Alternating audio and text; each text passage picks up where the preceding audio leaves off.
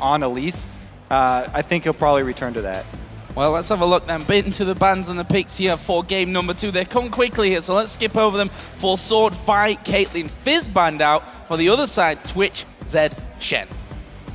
Interesting. So again, they ban out the Vi and the Fizz so that SKT don't have that combo in the mid, but they leave up the Ahri. Yeah, very surprising. Nagne, while he had a bit of a rough start to this tournament, I think he really became comfortable very soon, and I really would not be surprised to see an Ahri pick coming out. I think he's just testing us with the Jax, but I wouldn't be surprised to see a first pick.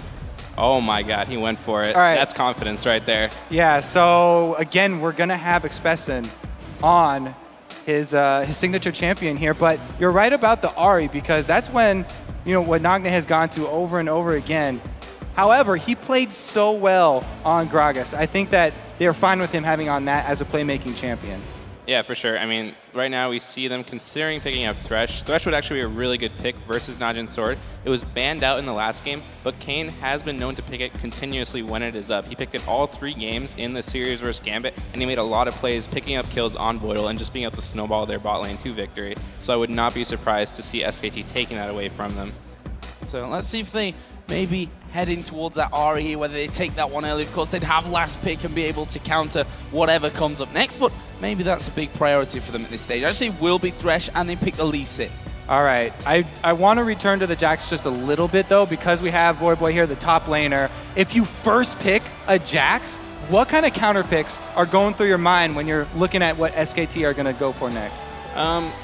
Really looking at Impact's champion pool, I would not be surprised to see maybe a Renekton come out. Renekton has been really the unsung hero of this tournament. He's gotten picked and banned continuously, and Renekton can beat Jax early game, which is what I really think SKT has to do to take home the game versus Najin Sword. If they can't find that groundbreaking just kill after kill early, I really think they might struggle later on. So I would not be surprised to see that come out. All right, so Najin do lock in 2 champions that they've used already. The Elise again for Watch. That's going to be huge. Early game potential, very high on that champion. He also got, he was able to get first blood for his team when they played versus Gambit as well. So he's had very good success on that. And Nagne, we can't say enough about that Gragas. He was able to hold off Faker's lane phase and then make really good picks in the late game. Yeah, for sure. I mean, what we see here is Najin Sword just going for the picks that worked out for them in the last game. They picked up Jax, Elise, and Gragas. All 3 picks going phenomenally. They still have their bot lane available to counterpick whatever SKT picks up, and there we do see their Nectin coming out as expected. Yeah, and Expession actually obviously has played a lot of Renekton himself, but on the other side, Impact also has a 100% win ratio with that Renekton at this point. 3 wins out of 3 for that. What are we going to see coming up here, though? Ooh. Faker looking like he might end up taking out that Orianna this time around. So this time around, he passes up the Assassin. This is one of the very few times in any recent history of League of Legends where Ahri's left up and not picked by either team. But Faker also going to go with a little bit more utility-oriented here, more team-fight-oriented with the Orianna. Yeah, for sure. Orianna has really good counter-engage potential. So right here we see Jax, Gragas, and Elise, 3 champions that want to get in the mix, get in the fight, and Faker's just looking to counter-engage, be able to group them up, and make the AoE happen for his team to follow up on. I'm pretty expected to see the Orianna pick. She's pretty much the safest mid laner you can go for. All 3 of his main assassins have been banned out. I mean, Ahri is still up, but it did not work that well in the last game for them, so I'm not surprised to see him go for that. Wow, so Najin Sword looked like they're going to go with pretty much the same strategy here. And that classic combo, we already talked about how well these 2 champions work together because the Leona passive can be triggered by Corki. He changes it up on the last second on me. Of course, take the words right out of my mouth. Zyra definitely more safe, though, than Leona. He doesn't, that takes off a lot of the early game pressure that they were facing. Yeah, for sure. I mean, Zyra is actually a really good pick here. SKT has picked up Renekton and Lee Sin, 2 champions that want to dive into your backline and just create as much disruption as possible. And by picking the Zyra, being able to throw out that Stranglethorns and just prevent them from getting onto their carries and doing anything is going to be really, really powerful for Najin Sword. They've last picked the Vayne. Piglet going towards his comfort champion. When in doubt, you go for the Vayne, trying a hard carry. Very interesting pick. Corki and Zyra, I think, can do fairly well versus Vayne and Thresh, so I would not be surprised to see them go for a 2v1. Renekton is a very, very good 2v1er. He's very hard to dive. Just can basically farm it out, but I think they might go for the 1v1s just because I think that Renekton pick is aimed at shutting down the Jax early game. So that's probably what they're going to aim for. And if they do aim for that, then that means the bottom lanes matching up against each other. Piglet still holding on to that cleanse, so that is not as effective as the barrier is in those level 2 skirmishes down bottom. And the early edge is probably going to go to that Corki lane there, running barrier. We talked about the fact that SKT are not the best team in the first or maybe second game as well of a best of 5. But if you run the same comp, at least almost the same comp against them, surely that's the best way to let them figure you out. Najin Sword, I mean, really, they're the ones with the success first, so they're going to stick with what worked. But you're right. If SKT are so good at adapting, they need to win this game. If they don't win this game, then it looks really, really bad for them. Well, thank you very much, Voyboy, once again for joining us and helping break down Champions League. We'll see you back here before the start of game number 3. But for us, we're going to jump into game number 2 as we see if Sword can take a 2-0 lead or whether SK Telecom T1 can bounce back here in game 2 of this best of 5 semi-final. Well, we are in game right now. SKT this time around wearing the red trunks. We can see them barreling down this mid lane as they're about to clash into Sword's 5-man invade. Remember, in the previous game, both teams went for that deep red side invade. As it stands, Sword have not been spotted up. The Sonic Wave didn't connect, and this is very, very risky as both teams are setting themselves up in a position to challenge. Remember, Cain wasn't there, so there was no grasping roots. The question is it going to connect? The grasping roots goes out. Faker's able to sidestep, and he's in a little bit of trouble. Oh, a lot of damage going in. Expession not quite able to get in there, though, and get the stun off. Could have flashed, but that would have been very, very positive at this stage of the game. He could have traded flashes there. That would be a top lane flash for a mid lane flash, though. And Expession not willing to give that up. Well, that definitely could have been different if Cain had been in a position to land that route as SKT were moving in. Instead, he was setting up some wards down on the bottom half of his jungle. You can see some fairly deep wards now from the side of Sword. Once again, outranging SKT's wards. Sword are going to be well aware of where those solo and duo lanes are going to go. We'll see if Piglet can avoid stepping into that vision. We've seen these Korean teams sort of skirting the walls to try and dodge as many wards as possible. SKT starting off here on that bottom side, going to be a 3-man team kicking off with that blue buff. Looks like a similar thing over on the other side there. You can see the pings from SKT, ping the exact position where those wards were put down.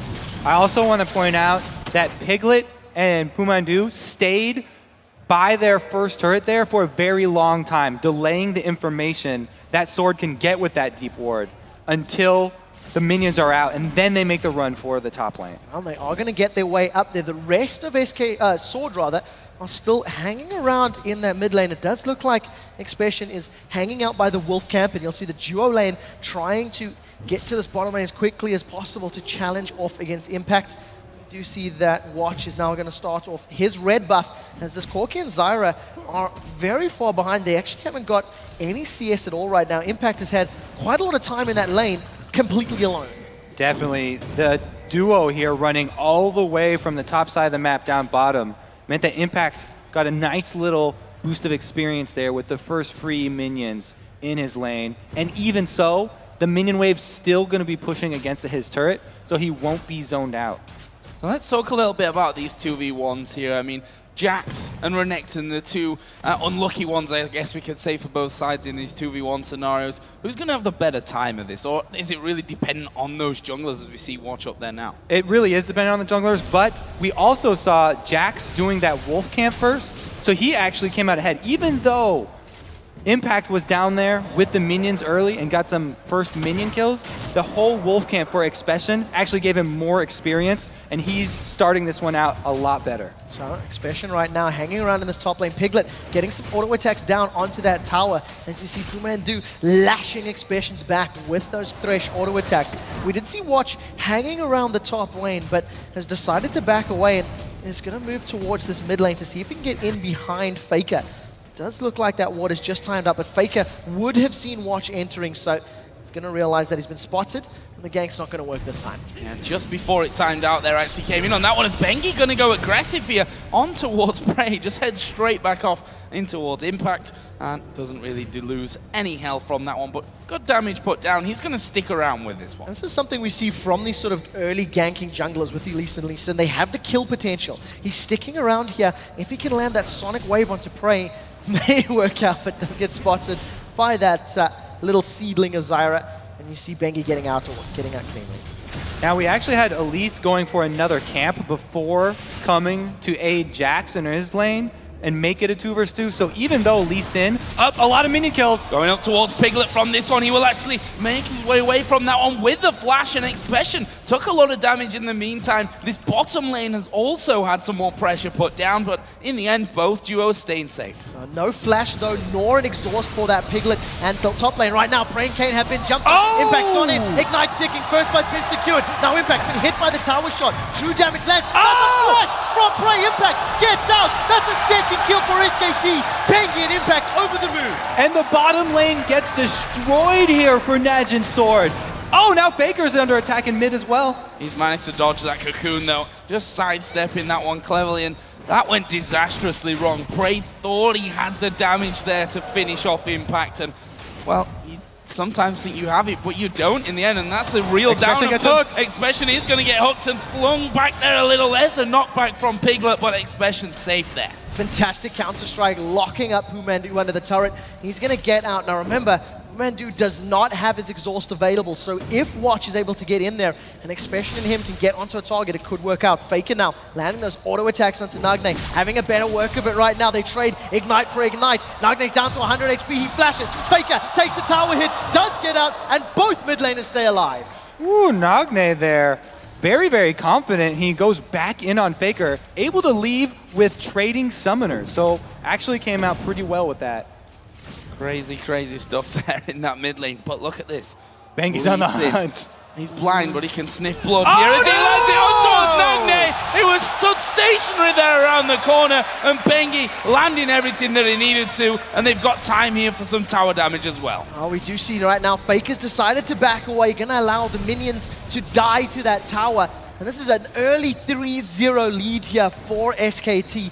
2-0-1 on that bengi Lee Sin. He's already got a double Doran's Blade start, so it's a slightly different item build than we've seen from the previous game. He is going to make his way down to this bottom lane, has his Dragon Range available. Impact does get rooted up. bengi is looking for Prey. Can he catch him? Does land the Sonic Wave. Prey at half HP. There's Impact slicing him once again. The stun not quite holding him up for it long enough. That's a great grasping route. SKT not able to follow through. I'm very curious why bengi's deviating from his normal build here, where he rushes those Moby boots and puts so much emphasis into that vision. You're right about that double Doran's Blade start. He's really going to have to make an impact in these early fights. Well, it does seem like his roaming has been working out right now. Almost able to secure the 4th kill there for SKT. Prey was forced to use that Valkyrie over the wall. Did manage to get out with the aid of Cain's roots. Now, after a little bit of passiveness in this game, we do see that there's a CS advantage in the mid lane. 20 CS for Faker over Nagne. In the bottom lane, as far as the AD carries are concerned, I mean, Piglet is ahead of Prey as well. Prey finally returning to lane. So all things looking very good for SKT, a 2,000 gold lead. Very rosy indeed. That 2,000 gold, definitely different to what we saw in that last game, isn't it? It took us a while to see first turrets, first blood coming in there, and certainly a long time until one team really started to pull ahead. Here is a blue buff pass over on towards Nagne, who took his eye off the ball a little bit earlier on, was taken down by bengi. Can't afford to let that one happen here again.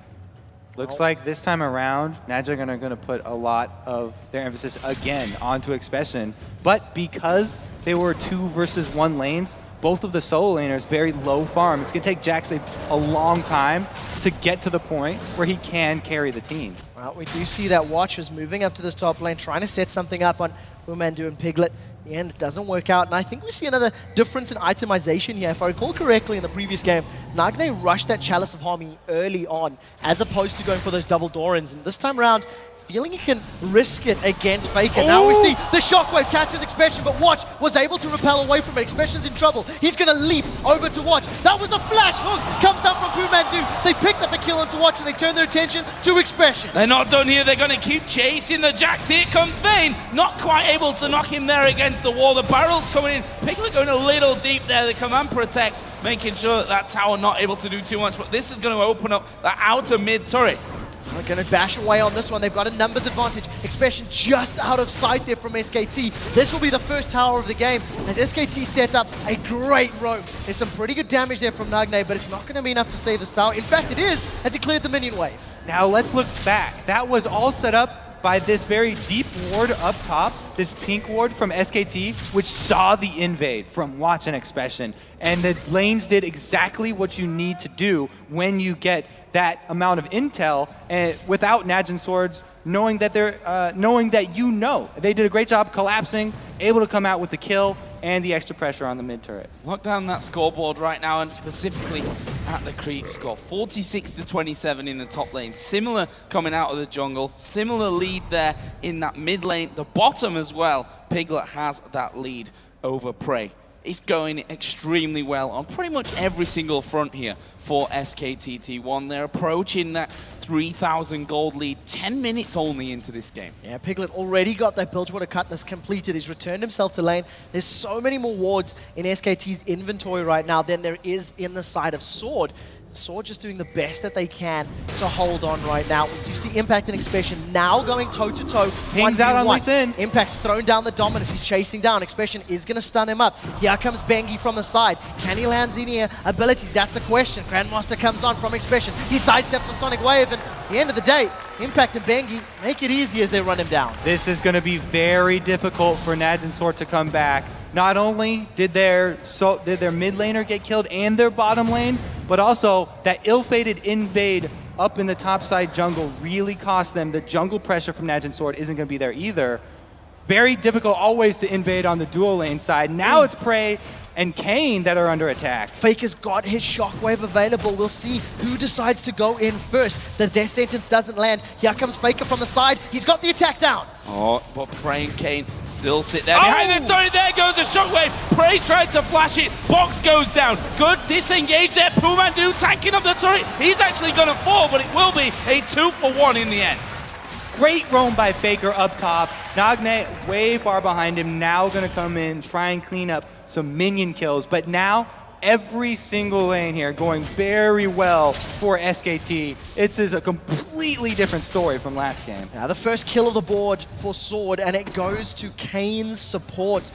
You know, in the previous game, it was the carries that were able to get that advantage. This time round, it's the support securing it. Now Expession, a very different game. He's sitting on the makings of a phage, not yet completed, and he's trying to challenge Impact Sunfire Cape. We do see Impact once again chasing Expession down. Expession's just going to leap away, but he cannot trade with Impact. He cannot pick fights with him. It's not going in his favor at all. Yeah, not at all. That was the right statement for it as well. I mean, we saw Expession coming once again, has a leap strike away from it. The fact is Impact didn't have his ultimate there. Could have been even different if he'd have stuck around with that ultimate available. Right now, though, SKT going in for Dragon. Sword not going to give this one up for free. They're coming around the back. There come the Gragas barrels, but it's picked up by SKT. They're pushing in. Cain's going to go down. The Lantern bring Piglet into the action, but they walk away as Sword back off. And Najin Sword being this far behind, they can't play the team comp the same way that they played it last game. Last game, they could use all of their cooldowns on just catching one person out and have the confidence that they had the damage to back up that pick with an absolute kill. Ooh. But since they're so far behind this time, they actually don't have the damage to follow through on one of those, and they need to stall it out. SKT right now, running away with this game. PoohManDu's thresh hooks have been phenomenal. Right now, Prey is in a little bit of trouble. Fake is coming up from behind, and Bengi is over to his right. Prey does have Valkyrie, but nothing else. Can he get away? He's going to Valkyrie over the wall. Sonic Wave does miss as he sidesteps away. That's a lot of traded damage back as Expession is now going to get caught up by Piglet and PoohManDu, but thanks to the aid of the tower, he's going to survive. Here comes Watch from the side. The Cocoon doesn't land! Cocoon missing from that one. PoohManDu is going to thrash them back, but Piglet popping his ulti. He's going to knock them away. Mandu will go down, but will Piglet be able to survive this one? He's going to be forced to flash over the top to the safety of the Lee Sin. 1 kill on the board there for Watch in a 3v2. It's something that Sword are going to need vitally in these next few minutes. They are 6,000 gold down right now. A Dragon down, 2 towers down, and Sword are just scrambling to find CS as they're about to lose their 3rd and final outer turrets. Right, they did get a kill onto the support, but because they committed so many resources down bottom, Impact got the turret. This is a good bait here. Oh, see them jumping onto Impact. Dominus is up. Prey gets caught out. Impact knocked away by the cask of Nagne. He manages to flash away from the slow. They're going to chase this one down, and it should be a kill secured here for Sword. Brilliantly done there. Just a case of a nice bait coming in, but will SKT be able to push something for this one as well? They're on that middle turret. We will see Watch coming around the side. That should stay safe, but he's taken almost half damage. SKT committing pretty heavily to this one, and the duo coming up from bot can close in on them. Beautiful! Manages to repel the shockwave. catcher. Lands the cocoon, but that's a massive amount of damage from an attack dissonance. That was incredible there, reaction-wise from Watch. Throws the ward in there, repels away straight out of that shockwave, and he's still able to get a cocoon on him as they try to escape. So nicely done from Watch, but also doesn't really gain too much from that side, from that shockwave going down, which is going to be back up. I mean, it's already at half cooldown already. Right, that duo going through the jungle, trying to collapse. We're not able to get anything out of it, and it opened up the free minion wave farm down bottom for Vayne. Good job securing his red buff there, though. At least Watch is able to get it with the smite. Yeah, Prey was so close to it, but I think that Sword were just too scared of that buff being stolen away. So Watch secures it with that smite. We do see now SKT once again just returning back to the lane and pulling even further ahead. It's about a 40 CS difference now between Bengi, Impact rather, and Expession.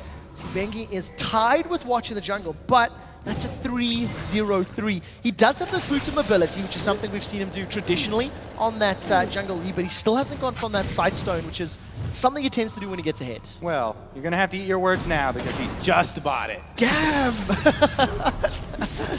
Going in for that one this time around, and Expession again coming up to this top side against Impact. You can see that Impact is not scared of having to go at him from this one. Almost half of Expession's health being taken away. Impact moving in. The stun's going to actually pull Impact here underneath the turret, but it's still Expession losing more health overall. You can see Impact much happier to be on Renekton, a character that could handle Jax 1v1, but it's making him very, very confident.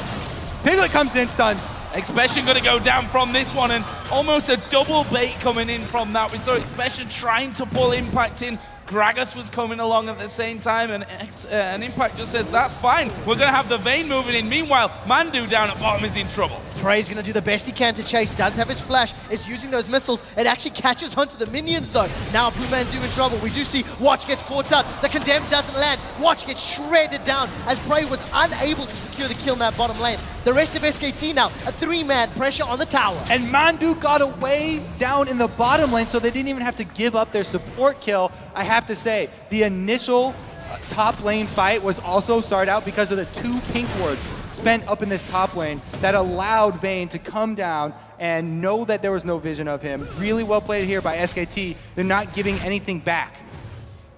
That's Prey down in the bottom, trying to pick up the first tower of the game here for Sword. Let's not forget that. They've not been able to do that up until now, 17.5 minutes into this one. You see Prey just keeping the minions away from that tower, and that will finally get pushed down. Let's have a look at the overall score and how it stands at this point. 10-3 in kills, 4-1 in turrets, and that gold right now at 7,000, the lead for SK Telecom. The thing that's more scary about that is where that gold is clustered right now. You can see an Athene Sorcerer's Shoes and a Needlessly Large Rod completed for Faker, in comparison to just that Athene's and those Dorans. A completed Blade of the Ruin King for Piglet, Sunfire Cape, and the Cowl for Impact.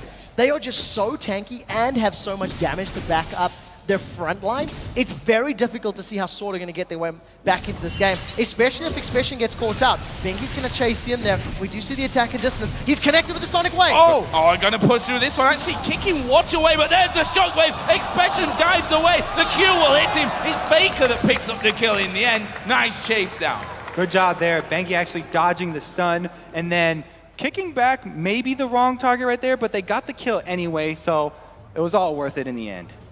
Right now, SKT hold onto this lead. Dragon has respawned, and knowing that Expession's not going to be able to jump in to help them out, may decide to go for this one. Instead, they're going to use Dragon as a bait. Sword are going to be aware of the timing. They're hanging around in the bush, and they've started it all. I also really want to point out that Impact is doing a better job split pushing on Renekton than he did on Shen. Even without the global ultimate, the possibility to join his team, he has the confidence in this Renekton to 1v1 people, and he has the ward coverage to back this up. See him there, just stood. Not anymore, Pretty much watching Sword come in, come back out. Okay, no problem. We know you're there. I am not scared of you at this point. Meanwhile, Faker and Mandu here coming around the side. Sword, see that as the hook comes in, and there is a steal. Faker says thank you very much and walks away with the blue. PoohManDu and his death sentences not only securing kills, but making sure the buffs are secured for SKT. They're completely controlling this game here, and Sword is scrambling to find their way back into this game. They've got Impact split pushing the top lane. They've got Piglet split pushing the bottom lane, and it's a very difficult situation to be in. Faker now, with everything available to him, is staring down the barrel of Nagne's Gragas. As it stands, neither of them have gone toe-to-toe. It's once again, it's been a farm fest for our mid laners, and it's really been about the jungler helping out the other lanes to get this early stage of the game going. So a bit more farm back here on that bottom side for Prey. Trinity Force Sorcerer Shoes is what he is working with right now. Other side, we can see that Seal now added into the Blade of the Ruin King for Piglet's Vein. And look at this, the start on the Baron. There is a reward there, so I think that they've seen this happening. And Sword are actually closing in now. So here comes Sword from the side. They're aware of this. The death sentence goes out. It doesn't manage to connect though, and Sword are a little bit split up. Faker using the movement speed from distance. Bengi wants to catch somebody. Can he get the kick? The Sonic Wave doesn't manage to connect with anybody though, and he's going to back away. And SKT lose a bit of HP to Baron, but no fight comes to that one. Expession alone in the top lane. They have to be very careful here about the steal that's possible from Najin Sword. So SKT have to be very careful clearing out all the vision. Right now, they're just trying to bait someone close enough from Najin Sword that they can grab a pick. What the bait on the hook. Cain, don't take it.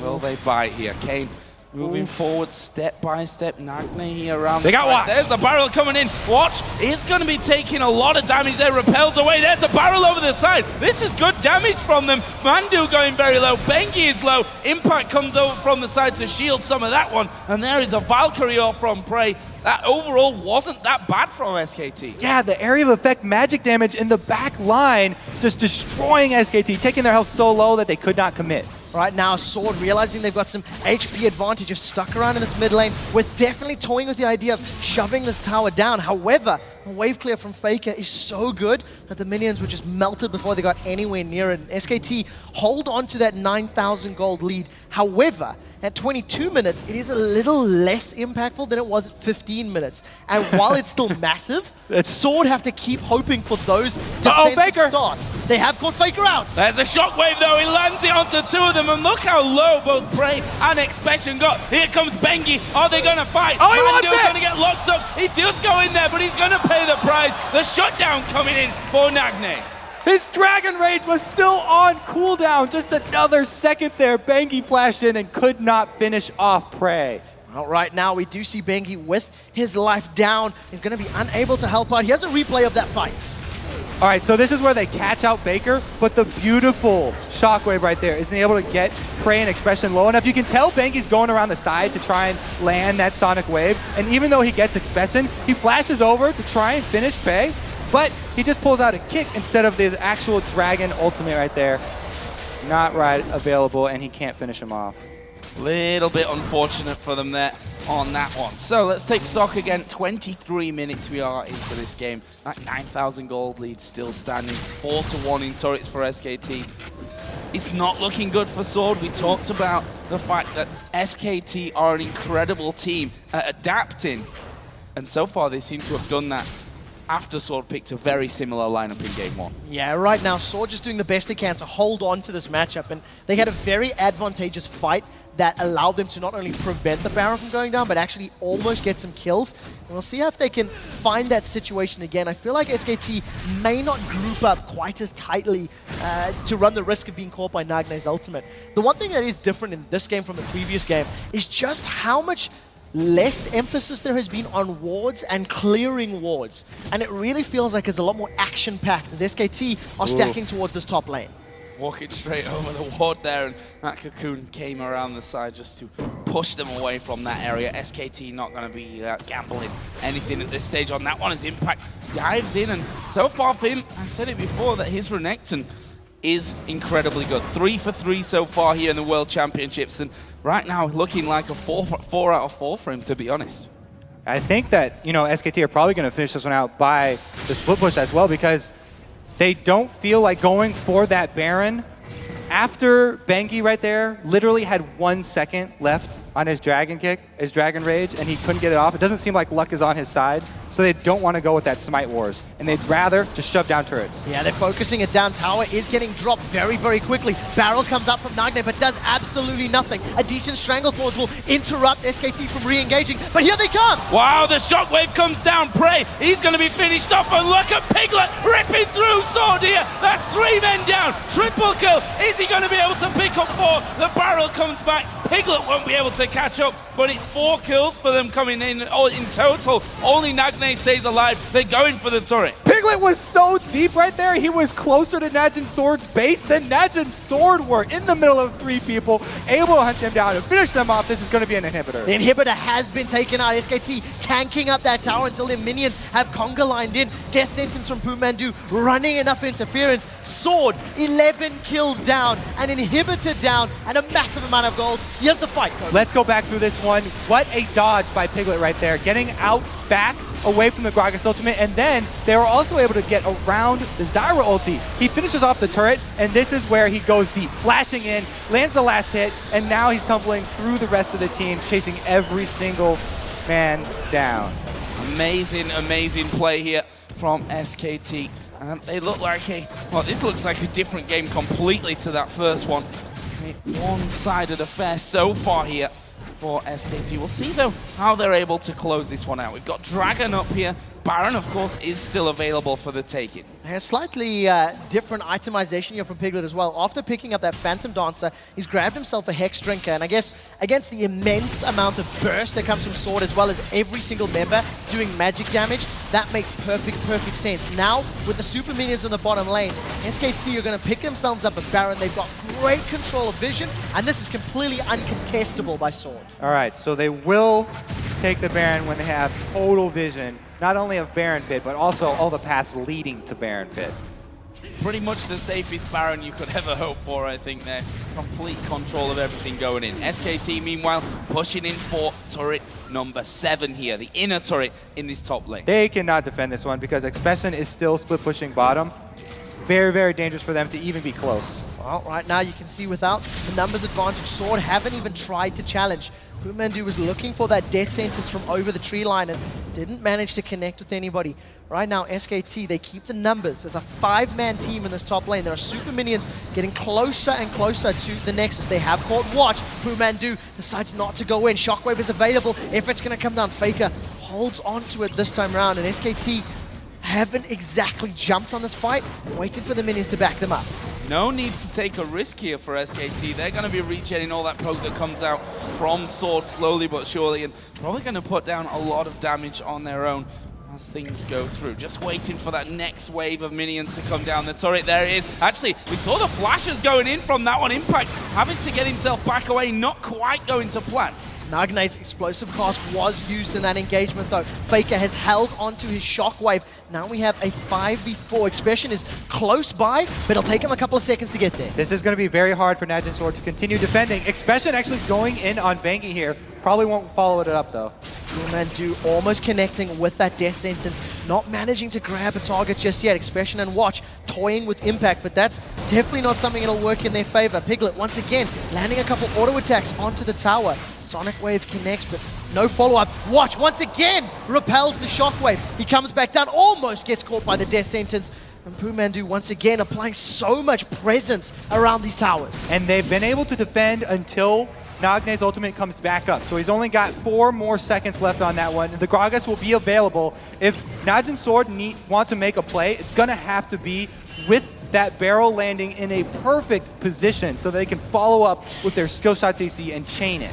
Look at this here from SKT. Going to the top, bit of damage. Mid tower, top tower, mid tower, top tower, exchanging themselves between the two there as those minion waves streaming on both sides of things. And again, they push on towards that mid. There is Expession jumping in. Gonna get a good stun up there. There is a barrel as well. Strangled Thorns will knock up Mandu. The hookers landed on towards Prey, but SKT going a little bit low from this. Looks like they want to back away. There's the damage onto Watch. He's coming straight down onto Piglet gonna pick that one up. He's now dominated. Now, right now, Sword doing the best they can to hold on with 4 members. They've held off for the most part, but Impact untouched. They've called Prey. Prey's down. Here comes Piglet. He manages to cleanse off the root, manages to pick himself up a kill, and he focuses the rest of the damage to clear out the minions. SKT hammer down the 8th tower of the game and their 2nd inhibitor. Impact is so ridiculously tanky on Renekton. Don't think Najin Sword can ever take him down. Now they're going on Nexus turrets. Now look at the shield there onto Piglet coming out from Faker. They are going to take down that first Nexus turret. Nagne on the top side here with Gragas is going to get jumped on. Expession comes out. There's a barrel flinging him off towards a fountain, which won't make that much difference. Nagne moves off to the top side. Second Nexus turret goes down. Nagne does pick up the kill on Bengi, but they're pushing in for the finish here. They're trying to take down the Nexus, and they will take down the Nexus. Telecom T1 pick up game number 2 here and bring us all square at 1-1. And compare the way SKT used the Baron to how Sword used the Baron in the previous game. Sword waited until the last 30 or 40 seconds of Baron to try to force those objectives, try to force the towers. SKT planted themselves as a team in front of those top and mid lane inhibitors and refused to be budged. They just kept waiting for minions, get some auto attacks down, rotate, auto attacks, rotate, over and over until they found the opening they wanted. SKT looked like they were not going to wait for anything all game long. They kept on taking objective after objective. Really, really quick start for them. And Najin Sword, basically, they showed them the exact same plan coming into the game. SKT did make their adaptations, and they definitely answered big, bringing it to 1-1 already. This is an exciting matchup. Does that mean that we're going to see a complete switch of ideals and strategies coming out, do you think, this time from Sword? I think now it's definitely on Sword to make the changes here. I mean, they came out with the first strategy, worked great the first time, but we've seen that it's not going to be reliable. I'm trying to test my mind here and think back to any other series where a team has run basically the exact same comp 2 games back-to-back, and I can't think of an example in a very long time, if any. And more importantly, that would work. If you lose to a composition at this level of play, and you know what it was that you lost, where the mistakes were, you're not going to play the same going into game 2. So I've got to question the decision-making from Sword here, running 4/5 of exactly the same comp and playing it in the same manner. And I think a big part of why it was successful the first time is because they were able to bait SKT. They got them to pick that first pick Shen, which is basically how Jax got to the late game, and they got the Superfed Jax. They had no chance of getting that Superfed Jax this time. Going into the 2v1 lanes, he never got there. Well, we're going to send it over to Riv and his crew for a look at SKT's dominating Game 2 victory.